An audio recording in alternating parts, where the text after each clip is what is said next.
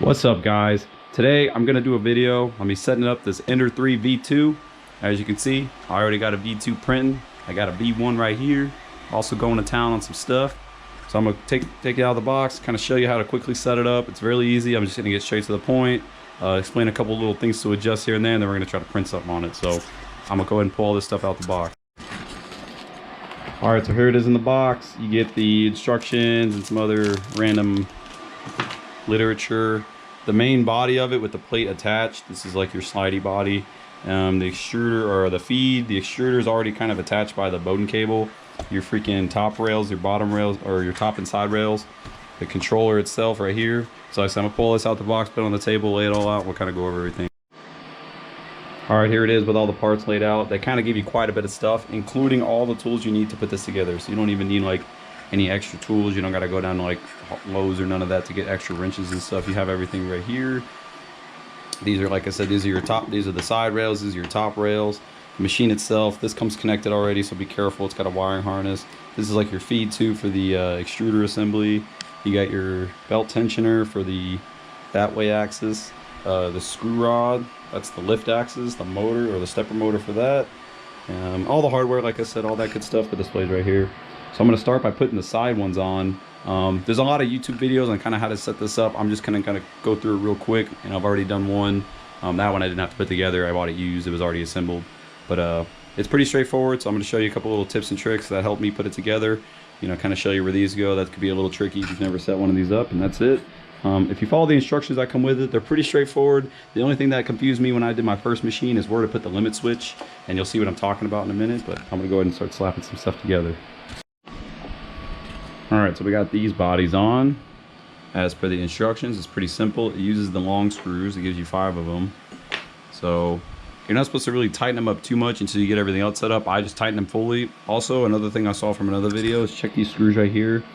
Put this thing on a flat surface and just kind of check the torque, because both of the machines I set up, well, at least one of these was pretty loose. And then you just want to make sure the machine doesn't like teeter on a flat surface. That means everything's square, the frame's nice and square. So now we're going to move on to... Alright, so we got these bodies on. As per the instructions, it's pretty simple. It uses the long screws. It gives you 5 of them. So you're not supposed to really tighten them up too much until you get everything else set up. I just tighten them fully. Also, another thing I saw from another video is check these screws right here.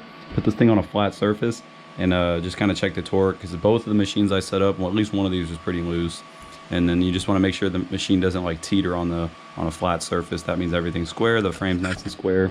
So now we're going to move on to mounting the limit switch right here, and then we're going to put the Z motor on with the little rod and all that. So we're going to go ahead and do all that. Okay, got the limit switch on. This was kind of confusing to me in the instructions the first time I did it, but the base of the bottom of this is going to be flush with the bottom of this piece. So wherever this piece ends at, the switch is going to be also flush with that. It's kind of hard to see, kind of like that. So you see how it's flush right up against this the bottom of that rail. And then screw these down. This is plastic, so don't go crazy on them. Just snug them down enough to hold it in place.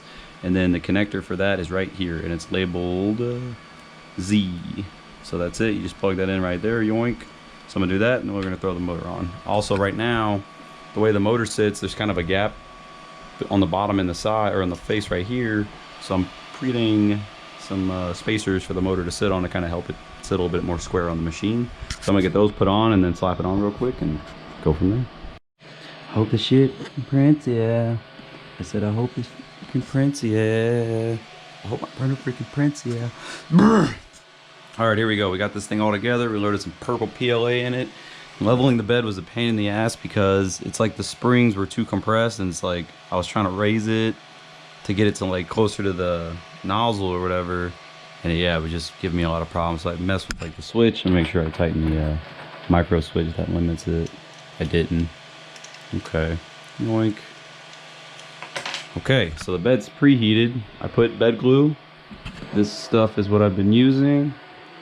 Works pretty good. You put a thin layer of it on your bed, then you preheat it to 60 until it dries the glue, and that's it. So I got some purple loaded in it. I'm gonna put this little feed thing on there that helps it feed. There we go. Perfect. And I'm gonna put the faucet knob on the feed motor. Yoink. That's it. The hardest part about setting this thing up is this carriage assembly and then getting the wheels to be smooth. Now, if your printer feels notchy when you move the bed in and out, like it feels like it sticks, you got to mess with the eccentrics on the bottom. And I don't know, once you mess with those, it's kind of weird to figure out which way loosens and tightens it. But you want to loosen them just enough to stop it from being notchy, but not loose enough to where the carriage has play. And then you want to turn these wheels, if you can't spin them on the track, like break the traction on them, then they're tight. If you can break the traction on them, they're too loose. And then right now I have the Booger Claw Bob deal, this thing printing right now on this machine. So I guess for right now I'm gonna find something quick on Thingiverse, and we're gonna try to print that out and see how it does.